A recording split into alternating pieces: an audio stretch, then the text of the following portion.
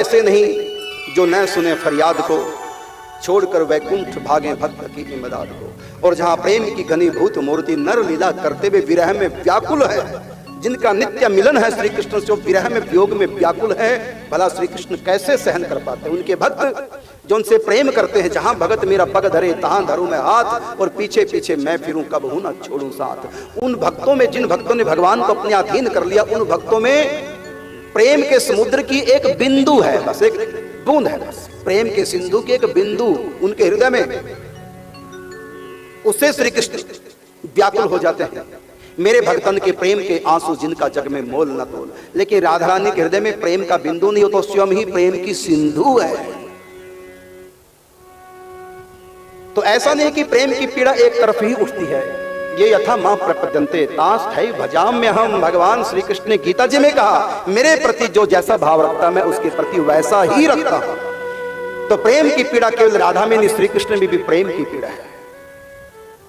मैं कैसे जाऊं, व्याकुल है। इधर राधा रानी की सखियां राधा रानी को समझा रही हैं, इधर श्री कृष्ण के सखा श्री कृष्ण को समझा रहे हैं। श्री कृष्ण व्याकुल है, मैं कैसे पहुंचूं? सखाओं ने कहा जाओ, फिर आप रो रहे हैं व्याकुल, आप जाइए। श्री कृष्ण कहते कैसे जाऊं? जिस महल में राधा रहती हैं उस महल के ऊपर लिखा हुआ है पुरुष प्रवेश वर्जित, पुरुष कोई जा ही नहीं सकता। अब बताइए मैं कैसे जाऊं? सखाओं ने कहा पुरुष नहीं जा सकता तो महिला तो जा सकती है। कहा वो तो जा सकती है, तो फिर महिला बन जाओ। भगवान श्री कृष्ण ने कहा मैं भी बुद्धू का बुद्धू ही रह गया, ये बात तो मेरे ध्यान में नहीं आई। उसी समय नंद भवन गए, चोरी से मैया की गोदरेज की अलमारी खोली, भीतर से सुंदर सी साड़ी, ऐसी साड़ी जो राधा रानी को पसंद हो, नील वर्ण की साड़ी, लाल किनारी, गोल्डन सितारों से उसमें डिजाइन बने हैं, ऐसी साड़ी, लाल कंच की, ब्लाउज लाल रंग का जो राधा रानी पहनती है। तो मैया यशोदा की साड़ी नीली वाली निकाल ली और सारा सामान श्रृंगार का मैया यशोदा का निकाला और आ गए बाहर। वन में सखा पहले से इकट्ठे थे, अब मुझको साड़ी पहनाओ। अब सखाओं ने कन्हैया को साड़ी पहनाई, श्रृंगार से सुसज्जित किया, नख से सिख तक पूरा सजा दिया। सखा कहने लगे कन्हैया के रूप देख करके नारी का, अरे कन्हैया अच्छा क्या तू लड़का बन गया, अगर तू लड़की होता ना, नंदलाल तू होता नंद लली तो गले कट जाते करोड़न के। अगर तू नंदलाल तू नंद की लली होता तो तेरे को पाने के लिए करोड़ों लोग गले कट जाते तुम्हारे पीछे, मर जाते तुम्हारे पीछे। इतनी सुंदरी तुम लग रही हो, ऐसी सुंदरी कोई महिला कोई स्वर्ग में भी नहीं हो सकती। नंदलाल तू होता नंद लली तो गले कट जाते करोड़न के। तुमसे विवाह करने के लिए लाखों तैयार हो जाते। गजब तुम्हारा भेष, कितने सुंदर लग रहे हो। वैसे तुम पहले से श्याम सुंदर इतने सुंदर हो। ठाकुर जी ने कहा अब मैं चलता हूं, अब मैं महल में जा सकता हूं। तो ठाकुर जी चले, सखाओं को साथ नहीं, अकेले मेरे ठाकुर जी चले हैं नंदगांव से सखी बनकर।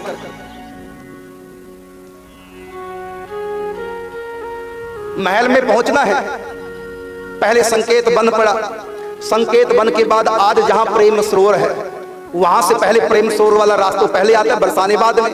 जब गुजरे वहां से देखा तो सरसराहट सी और कुछ रोने की आवाज आ रही है, कुछ परस्पर कोई बातें कर रहा है। ये किसकी आवाज? तो पगडंडी से, फूलों की पगडंडी, उधर से मुड़ के देखो ये कौन है।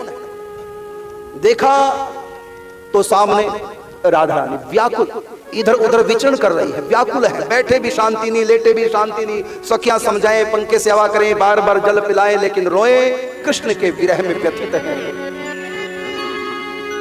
इधर उधर टहल रही है। अचानक श्री कृष्ण की दृष्टि पड़ती है राधा पर और राधा की दृष्टि पड़ती है श्री कृष्ण पर। ये कौन है सखी? पहचान नहीं पाई, लेकिन श्री कृष्ण तो पहचानेंगे राधा। प्रणाम किया राधा रानी ने, झुक करके सखी प्रणाम करे उससे पहले उठा करके हृदय से लगाया। सखी अपना परिचय दीजिए, हमारे बरसाने में तुम पहली बार आई हो, आप कौन, आपका नाम क्या है? ठाकुर जी को ध्यान ही नहीं कि जब सखी बन गया तो पूछ लेता नाम क्या, कोई पूछ ही लेता। जल्दी जल्दी में कह दिया गोप देवी हूं। जल्दी जल्दी में कह दिया गोप देवी हूं। कहीं कहीं मुझको सांवरी सखी भी कह देते हैं। कहां रहती हूं? एड्रेस भी पूछा जाएगा तो ध्यान ही नहीं था, सीधा सीधा कह दिया। अब क्या करें, क्योंकि झूठ बोलने के लिए तो समय चाहिए ना, बात बनाने के लिए तो समय चाहिए। तुरंत राधा ने पूछ लिया कहां की हो, पहली बार देख रहे हो? तुरंत बोल पड़ी नंदगांव की। नंदगांव की पहले कभी नहीं देखा। नंदगांव में कहां रहती है? बस नंद भवन से बस उत्तर दिशा में रहती है, बस बगल में। बगल में आज तक पता नहीं, करना क्या पता। तो गई कभी नंदगांव? नहीं गई तो नहीं, लेकिन वहां की बातें बहुत सुनती हूँ। क्या सुनती हूँ? एक नंद का छोरा है। अच्छा, और क्या जानते उसके बारे में? वो चोर है, चोरी करता है। गोप देवी सखी बोली क्यों, तेरे बाप का क्या चुराया? नहीं, हमारा तो कुछ चुराया नहीं, हमारा तो चित्त चुराया सर, हमारा तो चित्त चुराया। और सखी, ये नंदगांव की सखियां सब ऐसी होती जैसी तू है। का मतलब क्या है? क्या तू तो ऐसी लग रही है कि मैंने श्याम सुंदर को कल एक बार देखा दूर से, लेकिन वही झांकी तुम में नजर आ रही है। सांवली सांवली सुर तो ही श्याम सुंदर वाली, और तुम्हारे नेत्र कटाक्ष, तुम्हारी मुस्कान, तुम्हारा हाव भाव से ऐसा लग रहा है बिल्कुल श्याम सुंदर की तू बहन है। लगता तू तो मेरी ननद है। आओ बहन, तू मेरी सहेली बन जा। तुमको देख करके मेरा विरह कुछ शमित हुआ है, क्योंकि तुम्हारे भीतर मुझको अपने प्रीतम श्याम सुंदर की छवि दिखाई दे रही है। एकदम तुम सांवली वैसे ही, वैसी तुम्हारी बोलन चालन, तुम्हारा हाव भाव कटाक्ष सब मेरे श्याम सुंदर की तरह है। तुमको मिलकर तो ऐसा लगा जैसे कि मैं श्याम सुंदर से मिल गई। कैसे है मेरा श्याम सुंदर तुम तो जानती हो, बाद में बात करेंगे, पहले तू बता तू कैसे कहा, तू यहां कैसे आई? गोप देवी सखी बोली, मैंने ठाकुर जी बोले मैंने तुम्हारे बारे में बहुत बार सुना है, बहुत बार सुना है, इतनी बार सुना है कि तुमसे मिलने के लिए मन व्याकुल हो गया। कितनों से सुना हमने कि राधा तो बिल्कुल प्रेम की देवी है। मैंने सोचा मैं प्रेम देवी से मिल ही आती हूं। कैसी है ये प्रेम देवी? आपसे मिलकर बहुत अच्छा लगा है, बस आपसे मिलने की तमन्ना थी। आप राजकुमारी हैं, मैं एक सेविका हूं। सेविका का मतलब सीधा सीधा गायों की सेवा करने वाला, अब वाला तो कह नहीं सकते, वाली। मैं एक सेविका ही हूं, बस गैयों की सेवा कर देती हूं नंद बाबा की। क्या करते हो सेवा? मैं सब काम कर लेती हूं। आजकल मैं गोबर उठाती हूं। तू मेरी सखी बनोगी? गोप देवी ने कहा क्यों नहीं बनोगी, मुझको तो ऐसा लग रहा है कि तू मेरे जन्म जन्म की सखी है। सखियों ने क्या किया? गोप देवी सखी, राधारानी सखी, दोनों का हाथ पकड़ के मिला दिया, फिर दोबारा आलिंगन बंद करा दिया। अब तुम दोनों पक्की सखी। तो राधारानी कहती है अरे गोप देवी सखी, सांवरी सखी, अब मुझको छोड़ के नहीं जाना। गोप देवी सखी बोली क्यों नहीं छोड़ के जाऊंगी? मैं कोई अनाथ थोड़ी कि मेरा कोई नहीं, मेरे माता पिता हैं, पति नहीं तो क्या हुआ, माता पिता तो है, मेरा भाई है, मेरा घर परिवार है, ऐसे कैसे? हाँ मैं आती रहूंगी, इतना मैं कर सकती हूँ, लेकिन आपके पास रह नहीं सकती। राधारानी कहती है देखो सब सखियां, ये ऊंचे गांव की है ललिता सखी, ये राकोली गांव की है रंग देवी सखी, ये सुनहरा गांव की है सुदेवी सखी, ये चिकसोली गांव की है चित्रा सखी, ये देखो सब दूर दूर के गांव की हैं, सब मेरे पास रहती हैं। तू कौन सा दूर की है? नंदगांव की तो ये बगल में नंदगांव रहा, तू मेरे पास रहे? नहीं नहीं, इनकी और बात है, मेरी और बात, मुझको जाना है। ऐसा तू बातों में समय मत लगा। अब तुमने मुझको सखी माना, भले ठीक है, सखी में तो बराबर वाला भाव होता है, फिर भी आप राजकुमारी हैं, मैं एक ग्वालिन हूं, आप राजकुमारी हैं। अब सखी तो है तो मैं आपकी क्या सेवा करूं? कहा तुमको जो अच्छा लगे करो, मुझको महावर लगाना बहुत बढ़िया आता है। राधा ने कहा ठीक है महावर लगा, कैसे भी तुम्हारा स्पर्श मुझको मिले, तुम्हारा स्पर्श मुझको मिलता लगता मुझको मेरे श्याम सुंदर मिल गए। सिंहासन पर सखियों ने राधा रानी को बिठा दिया, चरणों में सांवरी सखी गोप देवी बैठ गई। अब चरणों में राधा रानी के महावर लगाने लगी, और महावर लगाते लगाते श्री कृष्ण का चित्र बना दिया, बड़ा सुंदर श्री कृष्ण का चित्र, मानो श्री कृष्ण चरणों में झुक करके राधा रानी के प्रणाम कर रहे हो। इस ढंग से प्रणाम करते हुए चित्र बना दिया राधा रानी के चरणों में, एक प्रकार से इशारा कर दिया कि मैं आपको प्रणाम कर रहा हूं। लेकिन राधा रानी कुछ समझ नहीं पाई, महावर लग गई। सखी राधा रानी का श्रृंगार करने लगी। राधा रानी ने कहा देखो सखियां तो बराबर की होती हैं, तो क्या मैं स्वामिनी, क्या तुम सेविका, मैं कोई राजकुमारी नहीं, तुम कोई ग्वालिनी, हम सब बराबर की। जब सखियां बन गई, तुमने मेरा श्रृंगार किया, मैं तुम्हारा श्रृंगार करूं। कहो तो पास में सरोवर है, दोनों नहाती हैं। ठाकुर जी ने सुना हे भगवान, अगर नहाना पड़ गया तो सारा भेद ही खुल जाएगा, सारा मेकअप ही चौपट हो जाएगा। कैसा कि हम दोनों स्नान करेंगे, मैं तुमको कपड़े पहनाऊंगी, एकदम अलंकारों से विभूषित करूंगी। ठाकुर जी बोले, मन मैंने सोचा सब भेद खुलेगा। ऐसा है कि नहीं, स्नान नहीं, मुझको जुकाम जल्दी हो जाता है, मेरी तबीयत ठीक नहीं, मैं और मुझको जाने की जल्दी है, स्नान नहीं करना मुझको। हाँ, कोई और खेल खेलना चाहो तो खेलो। फिर वहां कंदुक कीड़ा हुआ। कंदुक कीड़ा का मतलब गेंद का खेल खेला। गेंद का खेल खेलते खेलते संध्या हो गई। राधा रानी का मन इतना रम गया, जो विरह था कृष्ण का वो विरह शांत हो गया और इनसे इतना प्रेम हो गया। संध्या का समय हुआ। गोप देवी ये सांवरी सखी बोली, राधे संध्या हो गई है, हमारे घर वाले, हमारा भैया हमारा इंतजार कर रहा होगा। मैं तो बस थोड़ी देर के लिए आई थी तुमसे मिलने, लेकिन तुम सचमुच में प्रेम देवी हो, तुमने प्रेम के जाल में मुझको फंसा दिया। मैं तन से तो जा रही हूं, लेकिन मन से तुम्हारे पास ही हूं। राधानी व्याकुल होगी, रोने लगी, सखी मैं तुम्हारे बिना नहीं रह सकती। तुमको मिलकर तो मुझको ऐसा लगा मेरे श्याम सुंदर मिल गए, मेरा विरह ही समाप्त हो गया तुमसे मिलकर के। कृष्ण मिलन की अनुभूति तुमसे मिलकर होती हो, क्योंकि तुम उनके पड़ोस में जो रहती हो। नंदगांव में तो कोई भी नंदगांव की तितली भी उड़कर आ जाए तब भी मुझको लगता है कि मेरे कृष्ण आ गए हैं। अब तू जा रही है छोड़ करके, मैं तुम्हारे बिना कैसे रह पाऊंगी। पहले मुझको केवल कृष्ण का विरह था, अब दो का विरह हो गया, तुम्हारा भी हो गया। सखी छोड़ के मत जाओ। गोप देवी बोली, नहीं सखी मुझको जाना है। का फिर एक शर्त पे आप जाइए, कल आप लौट कर आएंगे। सखी ने कहा ठीक है। गोपदेव बोले ठीक है, मैं प्रण करती हूँ, प्रतिज्ञा करती हूँ, कल किसी भी समय में फिर आपसे मिलने के लिए आऊंगी। और सखी को विदा किया। गोप देवी को विदा तो किया है, लेकिन ऐसे लगा राधा रानी को जैसे मेरे प्राण ही विदा हो गए हैं। एक तक उसी दिशा की तरफ देखती रही जिस दिशा में श्री कृष्ण गए हैं गोप देवी के रूप में। उधर देखती रही, व्याकुल हो गई और उनके जाते जो ही आंखों से ओझल हुए तो राधा रानी संभाल नहीं पाई अपने आप को, मूर्छितों के धड़ाम से गिर पड़ी, इतनी बेबल हो गई प्रेम। संकेत बंद तक सखी को छोड़ने गई कि संकेत बंद वहां से लगभग 2 किलोमीटर पड़ेगा आज जहां संकेत बंद, वहीं बगल में विह्वल बना है। विह्वल का मतलब प्रेम में विरह में व्याकुल हो जाने को कहते हैं विह्वल हो जाना, वहीं पर विह्वल बन है, संकेत बन। और ठाकुर जी ने इशारा किया मैं कल फिर आऊंगा। वहां से राधा रानी आती हैं और उसके बाद महल में आ जाती है, जिस महल में पुरुष प्रवेश वर्जित। राधा रानी रात भर व्याकुल रही, सखियां समझाती हैं और कहा कि मेरे लिए तो दोहरी मुसीबत होगी। पहले अकेले श्याम सुंदर का मुझको विरह था, अब तो मेरे लिए 2 विरह हो गए। वो कैसी जादूगरनी वो सहेली थी, सखी थी, उसमें तो मुझको बिल्कुल श्याम सुंदर दिखाई दे रहे थे। मुझको तो लगा कि श्याम सुंदर मुझको छोड़ कर चले गए। राधा रानी व्याकुल हुई, व्यतीत रोने लगी। सखियां समझाती हैं। जैसे तैसे रात बीती, दिन हुआ। जब दिन हुआ दोपहर हो गया, फिर प्रेम सौर पर फिर राधा रानी को ले आई सखी। प्रथम मिलन स्थल राधा कृष्ण, प्रथम मिलन स्थल ये प्रेम सरोवर है। व्याकुल है, या तो कृष्ण आ जाए या फिर वो सांवली सखी गोप देवी आ जाए, दोनों में एक भी आ जाए तो मेरे प्राण सुरक्षित रह जाएंगे, नहीं तो मेरे प्राण उड़ करके जा रहे हैं नंदगांव। राधा रानी व्याकुल है। अचानक झाड़ियों से सरसराहट की आवाज आई, एकदम चौंक के देखा सामने वही गोप देवी फिर आ रही है। ललिता ने गोप देवी का आदर मान सत्कार किया और कहा सखी आज ये गलती नहीं करना, हमको पता कि रात कैसे बिताई, जब तक प्यारे श्याम सुंदर न आ जाए हमारी किशोरी जी से मिलने तब तक तुम उनको छोड़ के नहीं जाना। सुगंध पूर्वक आप वचन दो, शपथ ग्रहण करो।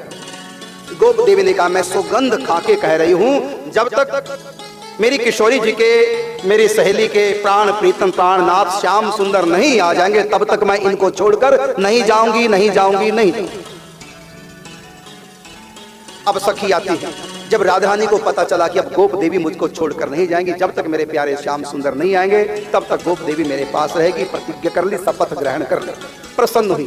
प्रसन्न होकर के राधा रानी कहती है मेरी इस नई सखी के लिए जल पाने की व्यवस्था करो। तब भोजन सामग्री आती है। राधा रानी और सखियां इस नई सखी को भोजन ग्रहण कराते हैं।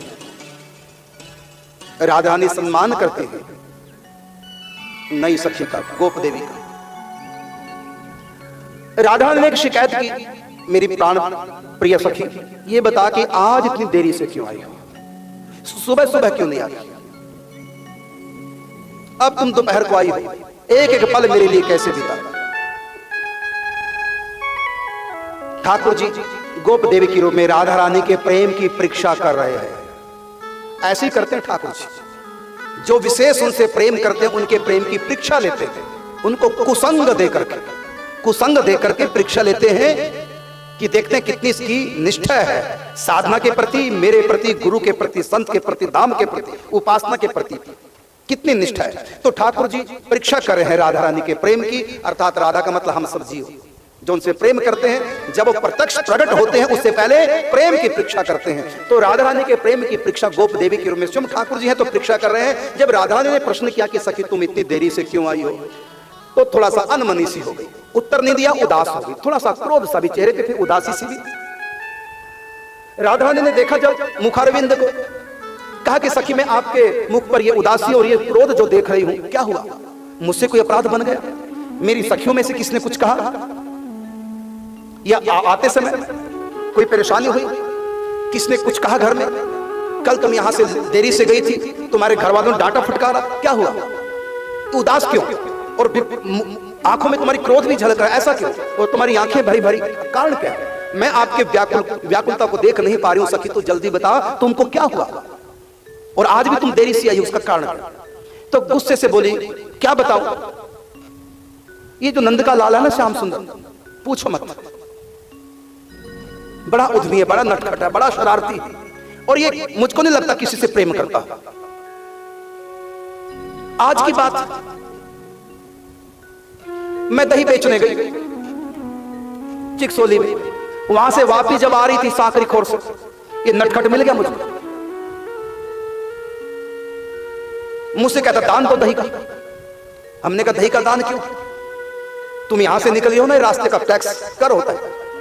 मैंने कहा तुम्हारे बाप का रास्ता है, ये महाराज वृषभानु की नगरी है, तुम्हारा तो नंदगांव है, तुम कैसे कर मांग रहे हो? मैंने जब जवाब दिया तो मटकी उठाई, ठीक है यदि मुझको नहीं दे रही हो तो तुझको भी नहीं, मुझको नहीं तो तुझको भी नहीं। उठाई मटकी सिर से वहीं पटक दी, फोड़ दी, और मेरी चुनरी खींच करके अपने साथ ले गए। ऐसा नटखट है, बताओ, तुझको नहीं तो मुझको भी नहीं। ये कोई मानवता है? ये कोई इंसानियत है? ऐसी पराई लड़की को छेड़ना, अकेली कोई हो, बरबस मटकी तोड़ दी और चुनरी लेकर के भाग गया। देखा नहीं कि मेरे सिर से चुनरी, कैसे मैं जाऊंगी वापस नंदगांव? काला कलूटा, अकल का ना सकल का, रंग का ना रूप का, निर्दयी निष्ठुर। इस प्रकार राधा रानी के पास निंदा करने लगे। ठाकुर जी अपनी निंदा कर रहे हैं, परीक्षा कर रहे हैं। राधा रानी कहती है, हे सखी संभल के बात कर। ठीक है तू मेरी सखी है, सखी का मतलब ये नहीं है कि तू मेरे पे सिर पे चढ़ के नाचे और मेरे प्रीतम की, मेरे प्राणों की निंदा कर। तुमने क्या कहा श्याम सुंदर, वो काला कलूटा? जानते तू काला कलूटा क्या है? भगवान शंकर, ब्रह्मा जी भी, देवी देवता, ऋषि मुनि समस्त आसक्तियां छोड़ करके इनसे प्यार करते हैं। ऐसे सुंदर और तेरे को काला कलूटा दिख रहा है, और तू बड़ी उजियारी है। कम से कम मेरे श्याम सुंदर के रंग की तरफ कुछ कीचड़ उछाले से पहले कम से कम अपनी शकल तो देख लेती। यही होता है भक्तों का, अपने प्रभु की निंदा नहीं सुन सकते। तू काला कलूटा कह रही, तू बड़ी गोरी है, तू भी तो सांवरी है। और तुमने कहा निष्ठुर, वो निष्ठुर नहीं है। मैं जानती हूं उनसे कोई सच्चा प्यार करे, उनके पीछे पीछे भागते हैं। जहां भगत मेरा पग धरे तहां धरूं मैं हाथ, और पीछे पीछे मैं फिरूं कब हूं ना छोड़ू साथ। गलती से उनको निष्ठुर नहीं कहना।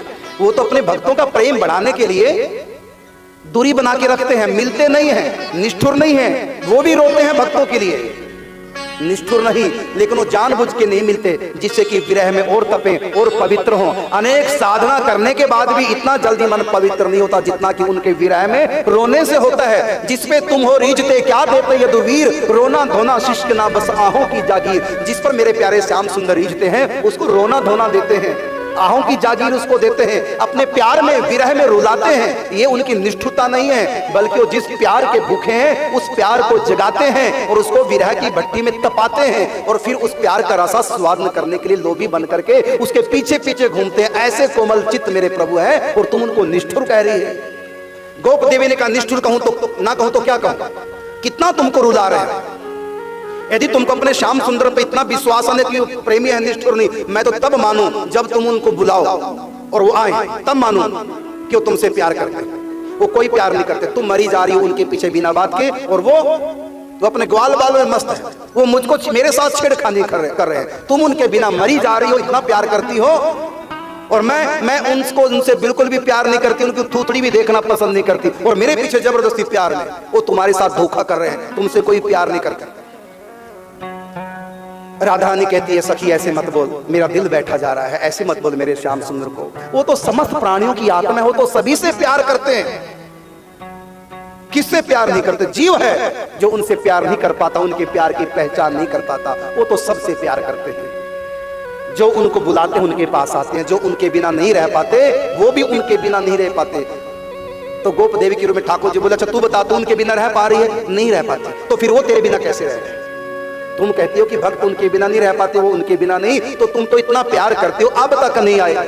तुमने तो तुलसी पूजन किया, सब कुछ किया, अब तक नहीं आए। क्या हुआ तेरे तुलसी पूजन से? कुछ नहीं हुआ। राधा रानी कहती है सखी अब तो मेरा ये पानी नाक से भी ऊपर निकल गया। तू मेरे भगवान के बारे में, मेरे प्रीतम के बारे में और मेरी साधना के बारे में उंगली उठा रही है। मेरी साधना पक्की है, मेरी साधना का बल है, कृष्ण अवश्य आएंगे। तुलसी पूजन मेरा व्यर्थ नहीं जा सकता, संतों की सेवा व्यर्थ नहीं जा सकती। मेरे श्याम सुंदर आएंगे आएंगे आएंगे। श्री कृष्ण बोले गोप देवी की रूप में कर लो समझौता, मन को बहला लो, आएंगे आएंगे। मैं तो तब जानू तू बुला और वो आए, तब जानू तू सच है। तो राधा रानी को जोश दिलवा दिया।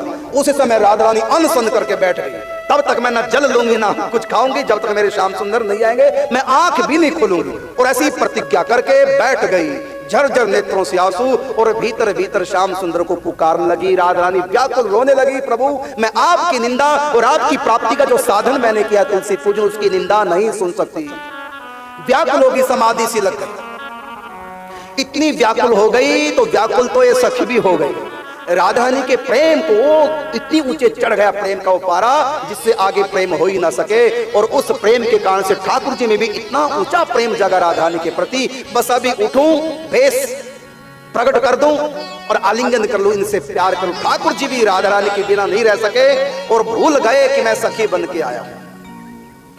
उसी समय अपने असली स्वरूप में प्रकट हो गए। राधा रानी का प्यार देख करके ठाकुर जी भी छिप नहीं सके और उसी समय प्रकट हो गए। और जो ही प्रकट हुए, ललिता जी कहती है राधा रानी से, श्यामा जी जरा आंखें खोलो, देखो प्यारे श्याम सुंदर आ गए हैं। और जो ही राधा रानी ने आंखें खोली, प्रिया प्रीतम परस्पर गलबैया दिए, आपस में आलिंगन, पद मिलन हो गया।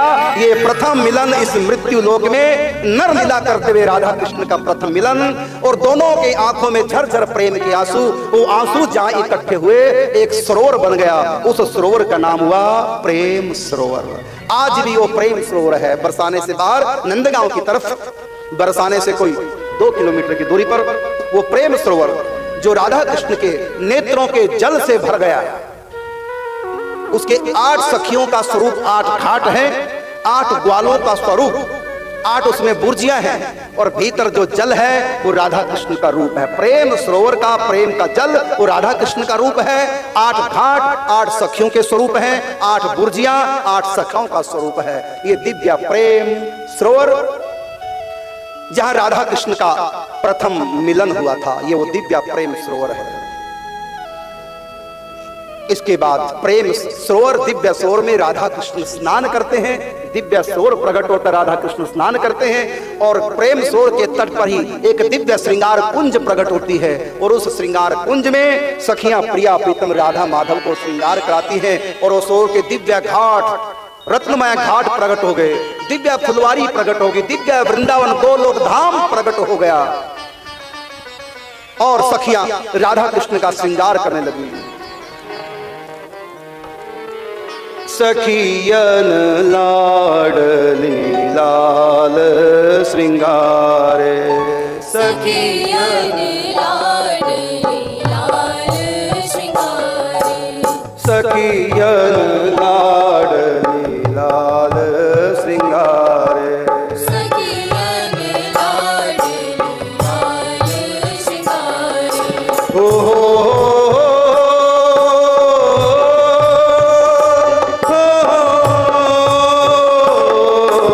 सखियन लाडली लाल श्रृंगारे